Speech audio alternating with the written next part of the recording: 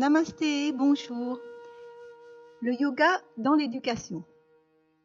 Le yoga, l'union, est une pratique qui va viser à harmoniser le corps, les émotions, les aspirations profondes de l'enfant.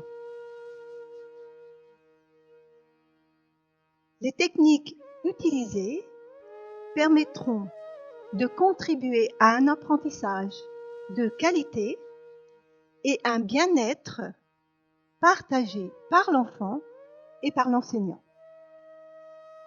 Donc dans ce yoga pour l'éducation, il y a un choix, le choix des objectifs.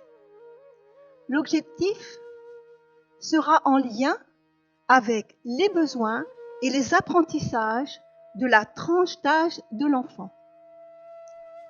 L'enfant pourra ainsi découvrir le monde, s'approprier les différents langages, s'exprimer avec le corps émotionnel et connaître le schéma corporel. Devenir un élève sera donc une de ses priorités et ainsi il pourra percevoir, imaginer et créer. Car dans l'éducation, les enfants ont des besoins. Et il est très important aujourd'hui de mettre les besoins de l'enfant en avant. Donc l'enfant aura besoin d'être encouragé, d'être reconnu, d'être rassuré. Et ainsi, il pourra retrouver confiance en lui. Et tout cela devra se faire dans un cadre bienveillant, empli de repères, car avec les repères, l'enfant pourra se rencontrer, il pourra se concentrer, il pourra retrouver l'estime de soi, la confiance en soi et en l'autre. Et ainsi, il pourra aussi acquérir l'écoute de soi et des autres. Une fois que le choix des objectifs seront bien ciblés, il faudra choisir les thèmes. Donc les thèmes qui seront choisis dans la séance devront toujours répondre aux besoins et aux apprentissages des enfants selon les différentes tranches d'âge, mais aussi selon les connaissances acquises. Le yoga sera donc une pratique ludique, accompagnée souvent, selon l'âge, avec des histoires. Et donc, pour pouvoir pratiquer le yoga avec tous ces niveaux, il y aura donc 6 niveaux que l'intervenant, le professeur, pourra utiliser pour pouvoir donner à l'enfant ce qu'il y a de meilleur. Et donc, ces 6 niveaux seront les graines, pour semer les graines du yoga, pour aider les enfants à grandir au sein de l'école et au sein de la société contemporaine. Donc, les 6 niveaux, je vais vous les énumérer. Voici les 6 niveaux dans lesquels l'enfant pourra évoluer. Le premier niveau, le vivre ensemble. L'enfant, dans un cadre de bienveillance, il se respectera et respectera l'autre. Et donc, il devra être vrai et juste, être honnête et modéré. Et j'accepte donc les différences. Il devra se contrôler, partager. Je suis à l'écoute de l'autre. Et donc, dans cette pratique du vivre ensemble, il y aura donc différents jeux, parce que toutes ces séances seront donc accompagnées de jeux. Par exemple, dans le yama, il y aura le jeu du prénom et du geste, du chef d'orchestre, de la balle du regard, et ainsi de suite. Il y a un certain nombre de jeux très très pratiques qui vont pouvoir faire en sorte que les enfants apprennent à vivre ensemble. Une fois que le vivre ensemble a été vécu par les enfants, on va pouvoir faire le deuxième niveau qui est éliminer les tensions, le nyama. Éliminer les tensions, c'est en fait l'enfant va prendre soin de lui. J'apprends à me connaître. Il va donc éliminer ses toxines. Il va pouvoir cultiver la bienveillance. Je suis contenté, mais aussi la pensée positive. Et donc, il va développer, à travers ces exercices, il va développer la persévérance et la patience. Et ainsi, acquérir la confiance en lui-même. Je m'engage dans ce que je fais. Et pour cette pratique de éliminer les tensions, nous pourrons faire différents exercices comme la douche, le lion, le bûcheron, mais éventuellement les automassages. Une fois que nous aurons fini le deuxième niveau, nous allons passer au troisième niveau qui est se mettre dans la bonne posture dans les asanas. Dans cette pratique, l'enfant va pouvoir trouver la bonne posture.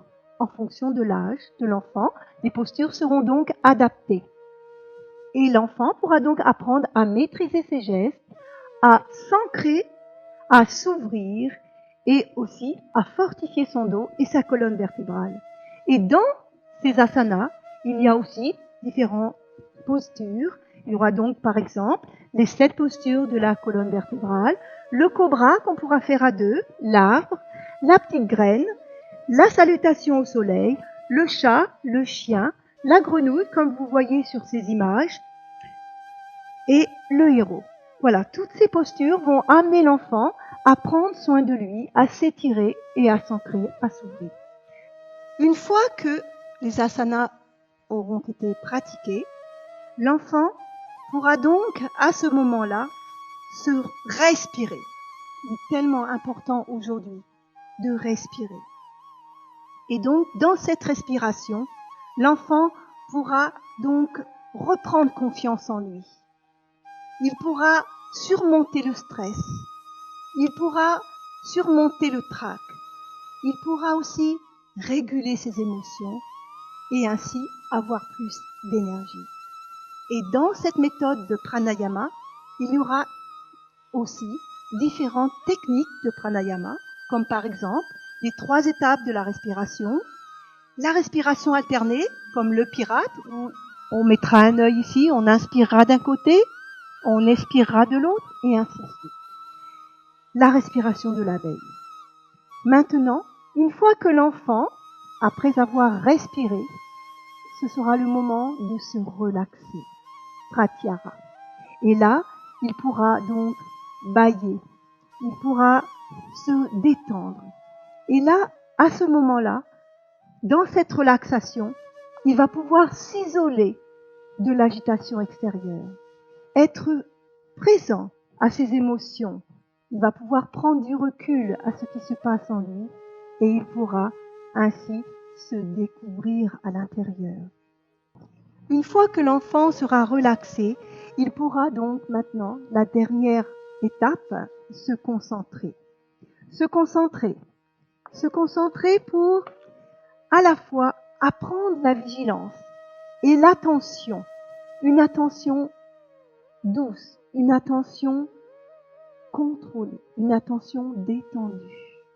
Il pourra développer ainsi la mémoire et la concentration et la créativité. Il pourra rassembler son énergie comme un laser à travers différents exercices.